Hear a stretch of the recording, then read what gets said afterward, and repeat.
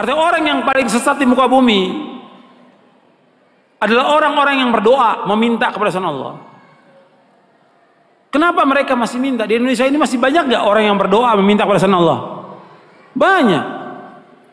Mereka datang ke kubur-kubur yang dianggap kubur wali songo, dan kuburan yang dianggap keramat oleh mereka, kuburan yang kata mereka mengandung barokah. Nggak ada dalam Islam kuburan yang keramat, kuburan mengandung barokah, nggak ada di muka bumi, tidak ada sama sekali, nggak ada. Kemudian mereka datang ke sana. Seandainya mereka orang soleh, betul orang soleh, nggak bisa mereka mengabulkan doa, nggak bisa. Mereka mendengar pun nggak bisa. Seandainya mereka mendengar kata Allah, nggak bisa menjawab. Kan di sini Allah sebutkan di sini, "Man la yastajibu lahu ila," nggak bisa menjawab, nggak bisa mengabulkan sampai hari kiamat. Makanya kebodohan yang paling bodoh dan kesesatan yang paling sesat orang-orang yang datang berbondong-bondong ke kubur para wali untuk minta di sana. Kalau ziarah kubur boleh, perhatikan ini, jangan salah paham. Tolong perhatikan, dengarkan baik-baik, jangan salah paham. Kalau ziarah kubur ke kuburan kaum muslimin boleh, dianjurkan oleh Nabi Muhammad SAW. Ziarah kubur ke kuburannya pemakaman kaum muslimin boleh, sunnah, dianjurkan oleh Rasulullah SAW. Kata Nabi, kuntu nahaitukum an ziyaratul kubur fazuruha fa inna tudzakirukumul akhirah. Kata Nabi, aku pernah melarang kalian untuk ziarah kubur. Sekarang boleh kamu ziarah kubur, karena ziarah kubur mengingatkan kalian kepada akhirat. Dalam riwayat yang lain disebutkan bahwa ziarah kubur mengingatkan kalian kepada kematian. Ziarah kubur kaum muslimin boleh, tapi ziarah kubur yang dilakukan oleh mereka ini, datang ke kuburan wali dengan niat kuburan itu mengandung barokah, bahwa orang itu soleh, suci, bisa mengangkat doa mereka ke langit, kepada Allah sebagai tawasul. Mereka minta, ada yang menjadikan mereka sebagai wasilah kepada Allah, ada yang menjadikan mereka sebagai syafaat kepada Allah, ada yang mereka menjadikan mereka sebagai Tuhan yang mereka minta kepada penghuni wali, penghuni kubur itu. Ini kenyataan yang dilakukan oleh orang-orang yang ziarah-ziarah kubur ke kuburannya para wali. Dan ini kalau anda perhatikan, kerusakannya luar biasa ini.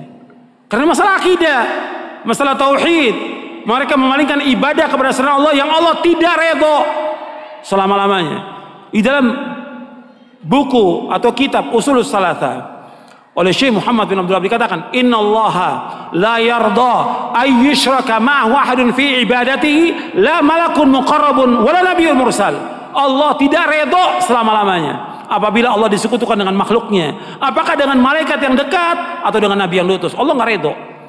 Maksudnya kalau ada orang yang berdoa meminta kepada malaikat Jibril, minta kesembuhan, minta rezeki, minta dimudahkan urusan, Allah nggak redho. Karena malaikat Jibril nggak bisa mengabulkan doa yang mengabulkan doa Allah.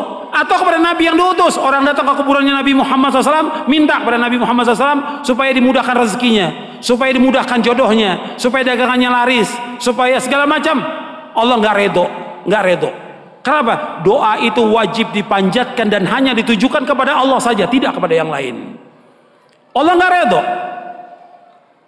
Hatta kepada orang yang paling soleh, Nabi Muhammad SAW, orang datang kepada kuburan beliau minta, Allah nggak redho. Makanya nggak ada seorang sahabat pun yang datang ke kuburan Nabi untuk minta sesuatu, tidak ada. Tidak ada seorang sahabat pun radhiyallahu anhum ajmain yang datang ke kuburan Nabi untuk minta sesuatu, tidak ada sama sekali. Mereka berdoa langsung kepada Allah. Begitu juga setelah wafatnya Khulafaur Rasyidin, gak ada orang datang. Tapi belakangan di abad kedua, ketiga mulai, siapa yang melakukan pertama kali penyembahan kepada kubur yang dikeramatkan pertama kali di muka bumi? Syiah. Pertama kali, laknatullah alaihim. Pertama kali Syiah yang menyesatkan kaum muslimin. Mereka katakan kubur imamnya, kemudian kubur Husain mereka sembah, mereka tawaf di situ. Itu pertama kali.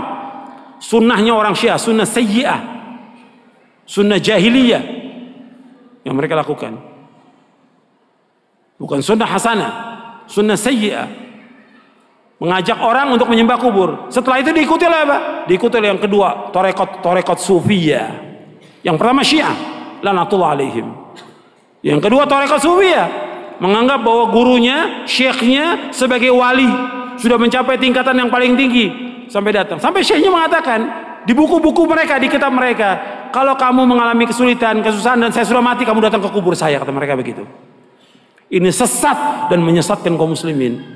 Anda melihat sekarang tambah banyak orang yang pertama kali mulai kuburan itu disembah, kemudian dibangun kubur di dalam masjid, itulah orang-orang Syiah. Nggak akan bertemu dalam Islam antara kuburan dengan masjid selama-lamanya, tidak akan ketemu dalam Islam. Adapun kuburan Nabi SAW itu di luar masjid. Kemudian pada khalifah zaman Abdul Malik dibongkar, dimasukkan, dan sahabat sudah mengingkari yang masih hidup pada zaman itu.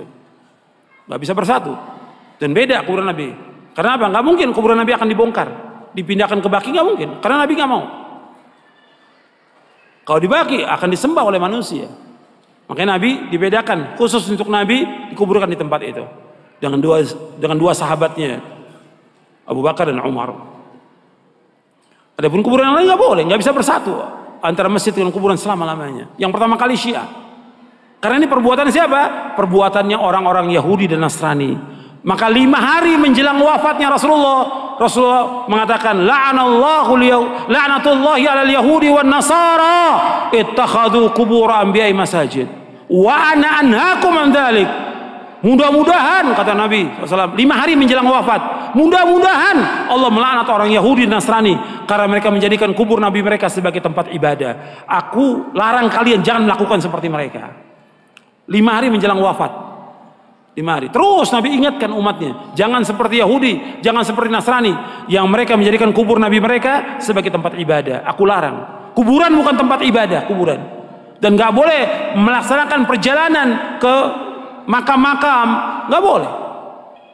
Ziarah kubur boleh, tapi menentukan makam tertentu untuk ziarah mempunyai keutamaan nggak boleh. Yang punya keutamaan 3 masjid, masjid aja cuma 3 masjid dari seluruh dunia yang mempunyai keutamaan. Kata Nabi SAW dalam hadis yang sahih, ada di buku ini, la tushaddur rihalu illa ila 3 masajid, masjid hadza wa masjidil haram wa masjidil aqsa. Kata Nabi, nggak boleh mengadakan perjalanan dengan niat ibadah kecuali 3 masjid. Tidak boleh mengadakan perjalanan safar dengan tujuan ibadah kecuali 3 masjid. Pertama masjidku ini, Masjid Nabawi. Yang kedua Masjidil Haram. Yang ketiga Masjid Aqsa. Masjid aja nggak boleh. Ada di Bandung umpamanya ada masjid yang bagus, orang mengatakan bahwa masjid itu punya keutamaan, nggak boleh. Semua masjid sama. Masjid di sini, di Pustai atau masjid yang lain yang dibangun, semua sama. Ganjarannya sama kalau orang sholat di dalamnya. Kecuali 3 masjid. Masjid Nabawi, sekali sholat di sana 1000. Lebih dari masjid yang lain. Kalau di Mekah, di Masjidil Haram, di Mekah maksudnya di Masjidil Haram saja, bukan di masjid yang lain, di Mekah bukan, di Masjidil Haram saja, itu 100.000. Keutamaannya dari masjid yang lain seluruh dunia. Kalau di Masjidil Aqsa 250. Itu keutamaan yang disebutkan oleh Rasulullah Sallallahu Alaihi Wasallam. Kalau masjid yang nggak punya keutamaan kecuali 3 masjid, apalagi kuburan. Kuburan nggak punya keutamaan sama sekali.